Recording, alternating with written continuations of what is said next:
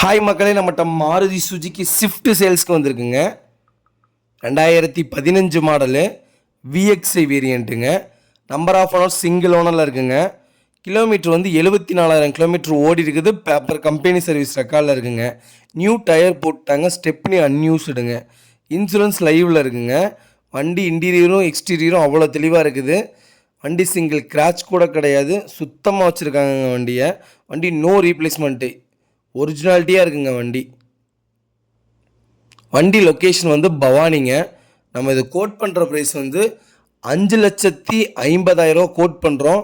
நெகசபிள் தான். நேரில் வாங்க, எவ்வளோ தூரம் அனுசரித்து கொடுக்க முடியுமோ அவ்வளோ தூரம் அனுசரித்து கொடுத்துர்லாங்க. வண்டி அவ்வளோ சூப்பராக இருக்குதுங்க.